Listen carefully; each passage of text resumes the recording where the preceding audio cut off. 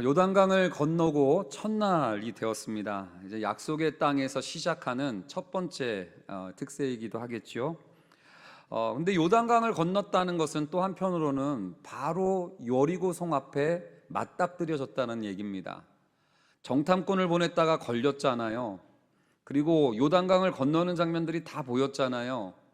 그러면 바로 여러분들이 지도자라면 어떻게 하셨겠습니까?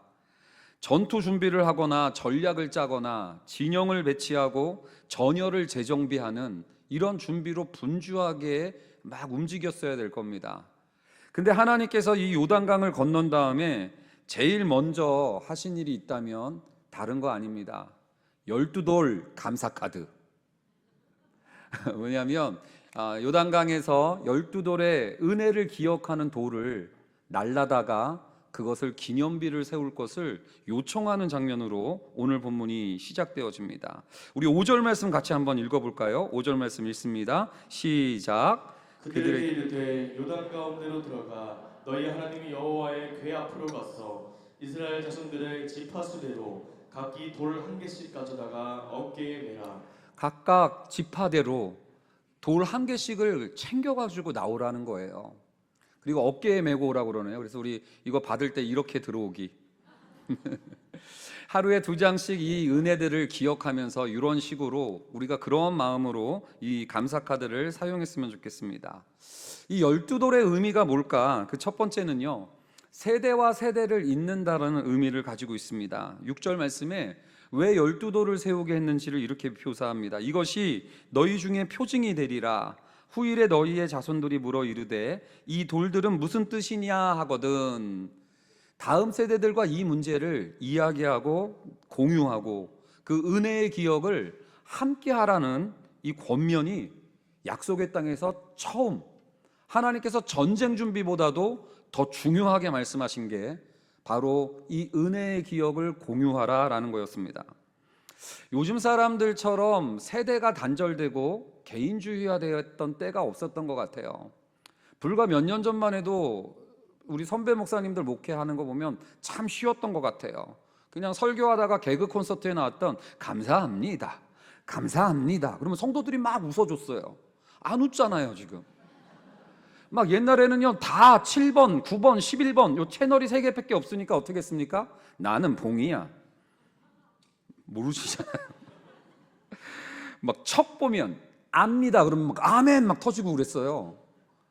근데 요즘 지금 막 제가 이러면 왜 저래? 막 이러잖아요. 이게 뭐냐면 채널이 같지가 않아요. 7번, 9번, 11번이 아니고요. 숱한 채널이 널려져 있습니다. 뭘 얘기하면 서로 몰라요. 공유된 기억이 없는 거예요. 서로 간에 기억이 공유되지 않으니까 대화가 끊어지기 시작합니다. 뭘 공유된 기억이 없다 보니까 서로 관계 맺는 게 너무나 어려워서 다 파편화되고 끼리끼리 어울릴 수밖에 없는 거예요. 아니겠습니까? 그때 하나님께서 명하신 게 뭐라고요? 12돌 감사카드. 이 돌을 가지고 하나님의 은혜를 기억하는 시간을 가지라는 거예요. 우리가 공유해야 될 기억은 다른 거 아닙니다. 은혜예요, 은혜. 왜 우리 가정에서 신앙이 전수되지 못할까? 교회에서 은혜를 이야기하죠. 모든 것이 은혜 막 찬양해요. 근데 은혜는 찬양이나 설교 때만 사용되어지는 전문 용어로 축소돼 버린 건 아닙니까? 교회에서는 은혜를 얘기하지만 집에 가서는 자격을 강요합니다. 조건을 자녀들에게도 따집니다. 비교를 합니다. 경쟁을 시킵니다. 기브 앤 테이크를 강조합니다. 철저히 비은혜를 이야기하면서 살기에 오히려 이 비은혜를 이야기하니까 꼰대다 소리 듣고 라떼는 말이야 이런 얘기는 하지만 얘기하고 싶지가 않은 거예요. 근데 은혜를 이야기하면서 그 기억을 공유할 것을 오늘 성경은 제일 먼저 부탁하고 있는 겁니다. 22절 말씀 한번 읽어볼까요? 읽습니다. 시작. 너희는 너희의 자손들에게 알게 하여 이르기를 이스라엘이 강을 건넌 기억을 다음 세대들과 공유하기 시작하는데 이스라엘이 잘나서 건넌 겁니까? 그들의 실력과 능력이었습니까? 자격과 조건이었습니까? 아니죠. 하나님의 은혜를 이야기하면서 그 기억을 나누는 시간들을 갖게 됐던 것이죠. 얼마 전 아빠 어디가라는 프로그램으로 우리 가정사역부에서 프로그램을 했습니다. 사진을 하나 준비했는데요. 이렇게 캠핑장에 가서 아빠가 자녀들이랑 데리고 가서 이렇게 둘러 앉아가지고 함께 아빠의 어린 시절 사진도 보여주고, 또 엄마가 썼던 편지들을 여기에서 아이들에게 읽어주는 이런 기억들과 추억들을 함께 할 수 있었어요. 요즘 제가 고민이 뭐였냐면, 다 혼자 놀잖아요. 스마트폰 보고 자기 혼자 보는데, 다 그 스마트폰 보는 아이들 표정 한번 보세요. 그게 밝고 생동감이 없어요. 근데 여기서 아이들이 열심히 같이 어우러서 노는데, 이게 굉장히 이 아이들에게는 추억이고 기억이겠다라는 생각이 들어서, 이것도 이어진 교회에 하나님께서 베풀어 주신 12돌 가운데 하나겠다, 이런 생각이 들더라고요. 그래서 제가 기억하고 싶어서 이렇게 갖고 온 거예요. 근데 우리들이 또 교회에서 이 은혜를 감사로 받으면 좋은데, 이제 엄마들이 이런 막 교회한테 부탁을 합니다. 목사님, 다음엔 일주일 해주세요. 엄마들이 하루 막 놀러 가고 싶어서 막 그런 얘기해요. 그랬더니 또 아빠들이 또 나중에 교회 저한테 또 막 부탁합니다. 다음에는 엄마 저리가 해주세요. 우리의 그런 연약함이 있기 때문에 이런 일들이 나타나기는 하지만, 이렇게 함께하는 영적인 추억들을 만들 수 있다는 것은 굉장히 의미 있는 일인 것 같아요. 제가 오늘도 특세 첫날인데 들어올 때 보니까 자녀들을 데리고 온 우리 성도님들 많으시더라고요. 왜 우리가 이 새벽에 모였냐? 자녀들이 묻거든. 여러분들 어떻게 답하시겠습니까? 이게 우리가 은혜를 공유할 수 있는 대화의 장으로 열리길 바랍니다. 그러면서 우리 주변에 앉아있는 우리 다음 세대들 축복하는 의미에서 박수로 한번 잘 왔어 얘들아 축복해 주셨으면 좋겠어요. 가족 간의 대화가 메마를 때 뭐 개그 콘서트의 유행어 따라하고 그런다고 마음이 열리고 그런 것 같지가 않아요. 조건과 자격이 아니라 은혜를 이야기하는 부모들, 그런 어른들이 나 때는 말이야라는 꼰대 취급이 아니라 은혜를 이야기하면서 기억이 공유되지 않을까라는 생각이 듭니다. 제가 생각하는 은혜는 헤세드예요. 오리를 가자 하면 십리를 가져요. 그래서 저는 우리 제 나름대로의 지침은, 아이들이 아빠 1,000원만 주면, 좀 은행 잔고가 좀 있으면 1,500원 줍니다. 은행 잔고 없으면 1,001원 줘요. 그래도 1원이라도 더 주려고 막 이렇게 애를 쓰면서 그 아이들과 은혜를 보여주려고 하는 게 저의 지침 가운데 하나예요. 하루는 아이들을 모았습니다. 다 모여봐. 그리고 서로 봐봐. 그러면서 제가 이런 얘기를 했습니다. 우리 집안은 보시다시피 외모로 승부 걸 수 없는 집안이다. 진실을 이야기한 거죠. 그러면서 제가 한마디 더 합니다. 그게 다 아빠 탓이다. 죄 고백을 했어요. 그 다음에 제가 은혜를 이야기합니다. 그러나 못생겨도 잘 산다. 그러면서 이렇게 은혜를 얘기해 줄 수 있는 거 아닙니까? 여러분들 자녀들과 무슨 얘기를 합니까? 조건과 자격, 비교와 경쟁의 이야기를 합니까? 아니면 공부 못해도 돼, 아빠도 못했어. 5,000명 먹이려고 하지, 5,000인분 다 먹을 거 없어, 배 터져. 5,000명 먹이면 돼. 너는 너무 이쁘니까 못생긴 놈 만나도 괜찮아. 지방대 간 게 무슨 소용이야? 상관없어. 네가 가서 인류대 만들어. 별로 안 좋습니까? 이런 이야기들을 하면서 그 자녀들과 그 은혜의 기억들을 공유하는 이 모습이 바로 12돌을 모으면서 우리가 그 공유하는 은혜들이라고 저는 믿어요. 우리 가정에 필요한 건 영어가 아니에요. 복음의 언어입니다. 은혜의 언어가 필요한 거예요. 자격과 조건, 기브 앤 테이크, 비교와 경쟁의 언어만 난무한 이 시대 가운데 복음의 언어를 이야기할 줄 아는 이어진 교회 성도님들 되시기를 주님의 이름으로 축원드립니다. 그래서 여기 뒷칸에 은혜의 언어들을 여러분들이 짜내서 쪄내서, 아직은 보케블러리가 어휘력이 부족할지 모르지만 한마디씩 단어 외우듯이 적어보는 것도 필요해요. 중고등학교 때 우리 열심히 빽빽이 숙제하면서 단어 외웠지 않습니까? 이 좁은 이 종이에 나에게 베풀어줬던 하나님의 은혜의 언어들을 복음의 언어들을 적어보면서 아빠 뭐 적어? 하나님이 아빠 어렸을 때 베푸신 은혜가 이랬어 라고 이렇게 적어볼 수 있는 12돌 카드가 되기를 주님의 이름으로 축원드립니다. 12돌의 의미 두 번째는요, 일상 속의 은혜를 잇는다라는 뜻이 있습니다. 우리 23절 말씀 같이 한번 읽어볼까요? 읽습니다. 시작. 너희 하나님 여호와께서 요단물을 너희 앞에서 마르게 하사 너희를 건너게 하신 것이 너희 하나님 여호와께서 우리 앞에 홍해를 말리시고 우리를 건너게 하심과 같았나니. 근데 12돌을 쌓고 이 얘기를 해줘요. 이게 무슨 소리입니까? 지금 우리가 여호수아가 요단강을 건넌 게 그냥 하나님이 우리한테만 따로 떼어주신 은혜가 아니라 모세가 옛날에 홍해를 건넌 것과 똑같이 이어지고 연결된다는 것을 보여주는 거예요. 모세 때의 하나님이 따로 있고 여호수아 때의 하나님이 따로 있는 게 아니라 그때의 하나님이나 지금의 하나님이나 동일하게 살아계신 하나님이다라는 것을 이야기해 주는 게 12돌의 의미라는 거예요. 우리는 종종 김 집사님이 하나님이 나한테 이런 은혜를 주셨어 그러면 속으로 어떻게 생각합니까? 왜 하나님은 저 사람한테만 줘? 왜 우리 집안에는 안 줘? 그러고 막 서운해하기도 하는데, 여러분들 12돌은 그게 아니에요. 12돌은 뭡니까? 나 혼자 12돌 모으라는 게 아니라 한 돌 한 돌 12지파가 같이 그 은혜를 공유하면서 만들어가는 거예요. 왜 그렇게 12돌을 12지파가 함께 모읍니까? 동일하신 하나님으로 그 은혜가 김 집사님에게 주셨던 은혜의 하나님은 우리 가정에도 그 은혜를 주실 것이다라고 기대하면서 쌓는 게 바로 이 12돌 카드의 의미인 줄로 믿으시기 바랍니다. 그런 면에서 오늘부터 카카오 채널로 이어진 교회 특세 현황이 뉴스레터로 공유가 되어지는데, 여러분들 거기 보면 핸드폰으로 여러 가지 이렇게 보다 보면 마지막에 은혜 나눔 게시판이 있을 거예요. 거기에 여러분들의 감사의 기억들을 하나하나 담아주시면서 이렇게 우리가 은혜를 함께 키워갔으면 좋겠어요. 그리고 그것을 비교하고 시기하는 게 아니라 그 집사님에게 은혜 베푸신 하나님이 우리 가정에도 베푸시리라라고 그 은혜를 연결하고 이어갈 수 있는 12돌의 은혜를 누리시기를 주님의 이름으로 축원드립니다. 3절 말씀 보십시오. 근데 그 12돌을 어디에 두냐면 유숙할 그곳에 두게 하라 이렇게 나와 있습니다.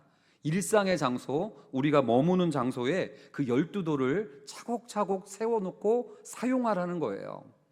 우리 성도님들에게는 그런 은혜의 기억들이 있습니까? 12돌이기 때문에 반복할 필요가 있어요. 제가 그래서 예전에 얘기했지만 하나 더 얘기해 드릴게요. 우리 집에는 분명한 12돌이 하나 있는데 갈비찜입니다. 저희 어제도 제가 말했지만 우리 몇 년 전에 아내가 항암 치료를 받았었어요. 항암 치료를 받으면 일주일을 죽은 사람처럼 지내게 됩니다. 하나도 못 먹더라고요. 먹으면 족족 토를 하고 음식 냄새만 받아도 토를 해버리는 이런 일주일의 시간을 보내요. 일주일이 지나서 그래도 좀 먹여야 살겠다 싶어가지고 제가 막 생선구이를 해가지고 아내한테 줬는데 못 먹는 거예요. 겨우 한 입 먹고 더 이상 못 먹는 거예요. 일주일이 지났는데도 왜 이렇게 못 먹나 막 걱정이 되지 않습니까? 저녁을 차렸는데도 또 못 먹어요. 아이들이랑만 먹고. 그래서 그냥 우리 아내 어떡하나 걱정하면서 막 설거지하고 정리하는데 한참 후에 한 8시 정도 됐을까요? 아내가 여보 내일은 한번 갈비찜 좀 사다 줘봐 그러는 거예요. 그 소리 듣자마자 당장 갈비찜 사고 싶어가지고 막 검색했는데 안 팔잖아요. 문을 닫아버렸잖아요. 그래가지고 내일 사다 줄게, 꼭 사다 줄게. 그래도 이제 먹고 싶은 게 생겼다는 게 얼마나 기쁜지 제가 그렇게 약속을 했어요.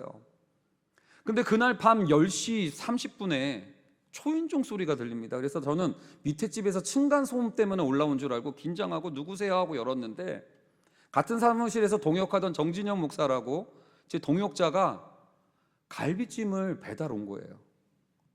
아니 어떤 일이냐, 네가 갑자기 왜 여기 와서 갈비찜을 갖다 주냐. 박혜원 전도사님이라는 교구 전도사님이 계셨는데 그분이 오늘 저녁에 갈비찜을 해가지고 우리 생각이 나가지고 전달해 달라고 했다라는 거예요. 10시 반에 그 갈비 생각지도 못했던 갈비찜을 받고 아내랑 안방에 들어가 가지고요, 이게 너무 놀라운 거예요. 제가 그때 당시 열왕기하를 묵상하고 있었거든요. 엘리사가 아람 왕의 침실에서 하는 소리까지도 알아채가지고 아람 왕이 혼란스러워하던 그 이야기를 묵상하던 때였는데, 안방에서 우리 부부가 이야기한 거 아무도 몰라요. 그 얘기를 누구한테 전화한 것도 아니고, 그걸 가지고 무슨 의논한 것도 아니고, 그거 가지고 무슨 장황하게 얘기한 것도 아니고, 지나가는 얘기였는데, 침실에서 들었던 얘기를 엘리사가 알게 한 것처럼 안방에서 이렇게 얘기했던 거를 전도사님이 알게 되고 목사님이 알게 돼서 이게 배달됐다니까 이게 소름이 돋는 거예요. 엘리사 때의 하나님이 지금 우리랑도 이어지는 거구나. 그러다가 갑자기 또, 그럼 정진영 목사가 엘리사면 나는 아람 왕인가? 역시 나는 왕이 될 상이었군. 막 이러면서 또 웃기도 하고, 그러다가 아내랑 뭉클뭉클한 거예요. 아니 어떻게 우리가 속삭인 것까지도 하나님이 이렇게 세밀하게 들어주셔서 갈비찜 그대로, 아니 뭐 삼계탕 그랬으면 우리가 놀라지도 않아요. 무슨 불고기 그랬으면 말을 안 했어요. 근데 그 갈비찜이라는 거 그대로 온 거니까 이게 너무 둘 다 소스라치게 놀래가지고요, 제가 그때 열왕기하 6장에 나온 얘기가 똑같이 또 보여요. 하나님이 우리 부부의 마음 눈을 밝히셔서 아람 군대에게 애워싸가지고 걱정만 하고 불안해하고 있었는데, 오히려 마음 눈을 밝혀주셔가지고 우리 주변에 더 많은 여호와의 불말과 불병거들로 호위하고 있는 그 말씀이었거든요. 그거가 딱 이어지더라고요. 봐봐 여보야, 암 걸린 거 하나님한테 벌 받은 거 아니야. 갈비찜까지 하나님이 챙겨주시잖아. 더 건강해지라고. 그러면서 그 엄마랑 그 아내랑 그 안방에서 갈비찜 받고 밤에 울었던 그 기억이 나요. 그 이후로 그 갈비찜은 우리 집에 12돌이 됩니다. 가끔 식탁에 갈비찜이 올라오잖아요. 그러면 얘들아 너 이 갈비찜 아니? 옛날에 엄마 투병할 때 엄마가 그냥 했는데 하나님이 갖다 주셨던 거야. 자 보십시오. 열왕기하의 하나님이 지금 나와 이어졌죠. 그리고 나의 그 은혜가 우리 자녀에게 이어지는 것들을 제가 이렇게 얘기하고 있는 겁니다. 이런 얘기를 들으면 조심스러운 게 한 가지가 있어요. 왜 나한테는 하나님은 그런 은혜 안 주실까? 또 이렇게 생각하는 성도님들이 있을까 봐 여호수아는 5절을 들려주고 있습니다. 5절 말씀 같이 한번 읽어보겠습니다. 시작. 그들에게 이르되 요단 가운데로 들어가 너희 하나님 여호와의 궤 앞으로 가서 이스라엘 자손들의 지파수대로 각기 돌 한 개씩 가져다가 어깨에 매라. 무슨 소리입니까? 챙기라는 거예요. 여러분들에게도 주시는 은혜가 있다라는 거예요. 다시 건너왔던 요단강으로 들어가서라도 여러분들이 지나왔던 시간들을 되돌아보면서 그 은혜의 돌들을 메고 한번 나와보라는 거예요. 오늘 설교를 위해서 이렇게 묵상하다가 몇 주 전, 거의 한 달 전일까요? 제가 우리 교회 아이들에게 돌을 2개 선물 받은, 하나님이 왜 하필 이 시즌에 돌을 선물로 받게 했는지는 모르겠어요. 하나는 우리 교회 9살 보나에게 받은 돌입니다.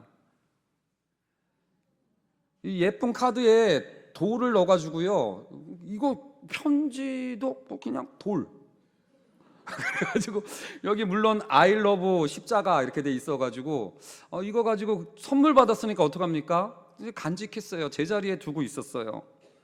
근데 이걸 보관하고 있는데 또 하나 선물을 더 받아요. 4살짜리 예담이에게 받은 돌입니다. 김기랑 목사님 둘째 딸이죠. 3년 동안 제가 예담이한테 잘 보이려고 얼마나 내가 알랑방구를 떨었는지 몰라요. 근데 그 아이는 저한테 늘 시크했습니다. 저를 보면 쳐다도 안 보고 반응도 안 해줘가지고 3년을 힘들었어요. 제가 그래서 김기랑 목사가 집에 가서 예담이한테 담임 목사 흉 엄청 보는구나, 제가 이렇게 의심할 정도였습니다. 근데 예담이가요, 몇 주 전에 저에게 막 선물을 갖다 줘요. 한번 사진 보실래요? 갑자기 왜 이런 선물을 갖다 주시는지 모르겠지만 갑자기 여러 꽃들과 막 풀들과 계속 갖다 주고, 그때 갖다 준 돌이에요. 제가 3년 동안 정성을 들였는데 한 번도 그렇게 반응 안 하던 아이가 이걸 갖다 주니까 이걸 버릴 수가 있어요, 없어요? 없어서 제가 그 몇 주 전에 사진 찍어 놨는데 이게 설교 때 쓰일지 몰랐네요. 그리고 이 돌을 버릴 수가 없어서 제자리에 같이 간직했는데 이게 설교에 쓰일 줄 몰랐어요. 여러분들, 이 돌은요, 제가 간직하는 순간부터 특별한 돌이 된 거예요. 이 돌은 그냥 일반 돌이 아니죠. 의미 있어지는 거예요. 어떻게 됩니까? 간직하면서부터예요. 여러분들께서도 하나님께서 베푸셨던 갈빗짐과 같은 숱한 은혜들의 기억들이 있었을 터인데 이걸 받고도 간직 안 했으면 어떻게 됐을까요? 아무 기억이 안 나는 돌일 뿐이었을 겁니다. 적으시는 거예요. 그게 간직하는 거예요. 그게 은혜를 간직하는 시작이고요. 거기서부터 간직이 되어지면 그 기억은 특별해지는 12돌의 은혜와 기쁨이 될 줄로 여러분들 기억해 주셨으면 좋겠습니다. 마지막으로 12돌의 세 번째 의미가 있어요. 고난 속에 은혜를 잇다라는 뜻입니다. 아까는 일상 속에서 은혜를 잇는 거예요. 그냥 식탁에서의 갈빗짐이고요. 일상에서 그냥 돌들의 이야기였어요. 근데 세 번째는 고난 속에서 은혜를 잇게 하는 힘을 주는 게 12돌의 능력이더라는 거예요. 우리 24절 말씀 같이 읽어보겠습니다. 시작. 이는 땅의 모든 백성에게 여호와의 손이 강하신 것을 알게 하며 너희가 너희의 하나님 여호와를 항상 경외하게 하려 하심이라 하라. 이 돌들로 하나님의 은혜들 때문에 아무리 힘든 중에도 하나님의 강하심을 잊지 말라고 이 12돌을 쌓았다는 거예요. 그래서일까요? 3절 말씀 보니까 이 돌들을 어디서 구해옵니까? 요단 가운데 제사장들의 발이 굳게 선 그곳에서, 요단 한복판 제사장들의 발이 굳게 서 있는 그곳에서. 제가 깜짝 놀란 게 지구상에서 가장 낮은 지역이 어딘지 아세요? 요단강이에요. 진짜 물리적으로도 이 땅 가운데 가장 낮은 곳을 언약궤가 밟고 있었던 그곳, 우리가 비참해질 대로 비참해진 그 순간까지도 하나님이 함께 해주신 그곳에서의 기억, 사망의 음침한 골짜기를 다닐 때 그냥 재수 없었다 운이 없었다 할 게 아니라 그곳에서도 하늘 보좌를 버리시고 가장 낮은 곳까지 찾아오셔서 함께 굳게 서주셨던 그 은혜의 기억들을 거기서부터 건져오라는 것을 이야기하는 거예요. 처음에 이 여호수아 4장을 보면은요, 12돌을 거기서 취해가지고요 마른 땅 길갈에다가 단을 쌓습니다. 근데 여러분들 9절 말씀 보세요. 12돌을 하나 더 쌓는 장면이 나와요. 9절 말씀 읽습니다. 시작. 여호수아가 또 요단 가운데 곧 언약궤를 맨 제사장들의 발이 선 곳에 돌 12을 세웠더니 오늘까지 거기에 있더라. 근데 잘 보세요. 하나는 건너가서 12돌을 쌓아서 일상에서 그것을 보고 기억하게 했어요. 근데 또 하나는 가장 세상에서 낮은 땅 요단 한복판에 12돌을 쌓는 겁니다. 근데 생각해 보세요. 지금이야 물이 하나님께서 마르게 하셨으니까 12돌이 한복판에서 보이죠. 근데 다 건너가면 요단 물이 다시 차면 어떻게 될까요? 안 보여요. 다 보이지, 물속에 잠기는 거잖아요. 근데 왜 거기다 쌌을까요? 이스라엘의 극심한 기근과 가뭄이 왔을 때 그 부모는 자기의 자녀를 데리고 거기를 가는 거예요. 요즘 힘들지? 우리 힘들 때 있었어, 아빠도. 근데 그때 요단 한복판까지도, 그 힘드는 순간의 정중앙까지도 하나님이 우리와 함께 서주셨던 곳이야. 저 돌 없는 줄 알았지? 아니야. 저 돌은 여태까지 그대로 저 자리에 있었어. 너 힘든 거 너 혼자 헤매는 거 아니야. 하나님이 너랑 아무리 힘들 때에도 하늘 보좌에 멀리 있는 것 같지만 아니라고, 저 물 밑에 저 돌은 여전히 있었던 돌이라고. 그러면서 그 아들에게 그 12돌의 의미를 설명해 주라고 이렇게 그 요단강 한복판에 12돌을 또 쌓더라고요. 여러분들에게는 그러한 장소가 있습니까? 고난의 때에 12돌을 간직하는 기억의 창고가 우리 성도님들에게는 있습니까? 제가 이번 제자 훈련을 하면서요 그 고백을 만나게 되었습니다. 오랫동안 교회에서 신앙생활했는데 사랑의 하나님을 느껴본 적이 없다고 하시는 집사님이세요. 하나님이 늘 두렵기만 한 거예요. 막 고난이 많이 되고, 그러니까 무서워서 교회 다니는. 벌 받을까 봐 제자 훈련 들어온 그런 집사님이세요. 근데 이 집사님의 아들이 축구 선수입니다. 우리 기도했으면 좋겠어요. 박종현 선수라고요. 근데 꼭 중요할 때마다 반복적으로 부상을 입어요. 고등학교 때도 잘해가지고 프로팀에서 스카우터들이 왔었는데 경기 시작하자마자 부상을 입어서 그 스카우팅이 안 돼버리고, 요번에 대학교에 가가지고 이제 폼이 올라오고 컨디션이 올라가가지고 이제 좀 뛰겠나 싶었는데 최근에 십자인대 파열 부상을 입었어요. 9개월이라는 재활 기간을 선고받고요. 이게 반복되어지니까 너무 힘들잖아요. 하나님이 이렇게 왜 이렇게 날 치시냐요? 이렇게 어려울 거 아닙니까? 더군다나 이 종현이는요, 우리 교회 고등부를 잘 다니면서 신실했던 아이고 매번 기도하면서 하나님께 매달렸던 아이인데, 기도하면 뭐해? 하나님이 없는 것 같아. 내 기도 안 들어줘. 여러분, 우리가 이 자녀들이 이럴 때 어떻게 해야 됩니까? 하나님의 손이 강하신 것을 보여줘야 되는 거 아니겠습니까? 그런 의미에서 오늘부터 우리 이런 아이들을 위해서 기도해야 될 줄로 믿습니다. 기도해 주시겠습니까? 여러분, 근데요, 이 제자 훈련할 때 이 엄마 집사님이 최근 본인이 당했던 에피소드를 하나 들려주는데, 제가 거기에 마음의 울림을 받은 거예요. 몇 주 전에 교회에 왔는데 차가 갑자기 덜컹덜컹 이상하더래요.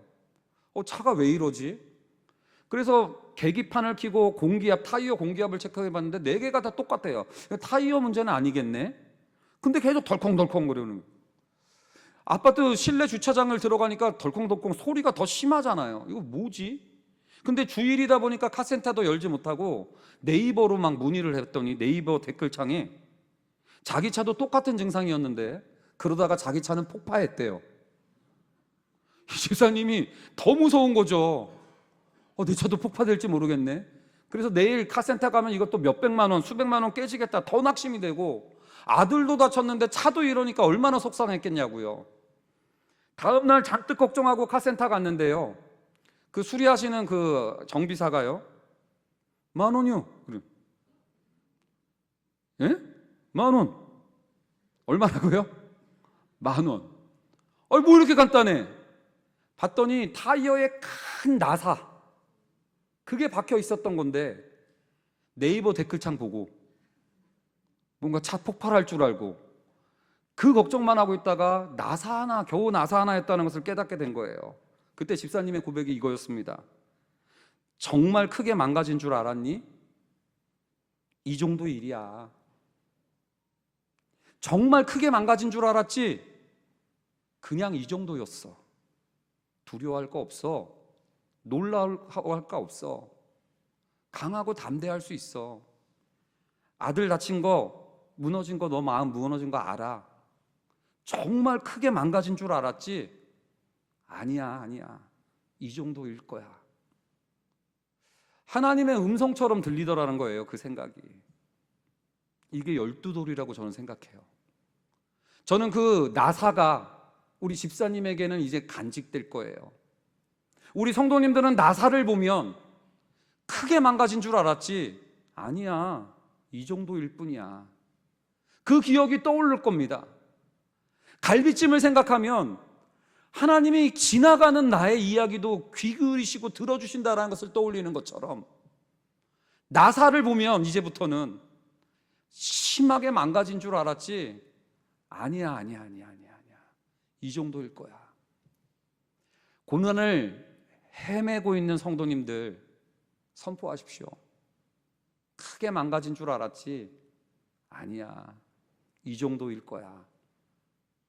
여러분들, 그 은혜로 여러분들이 다시 힘을 얻게 돼서 여리고로 나아갈 수 있는 힘을 얻기를 원합니다. 그게 바로 전쟁보다도 중요한 은혜를 준비하는 12돌의 축복인 줄로 믿으시기 바랍니다.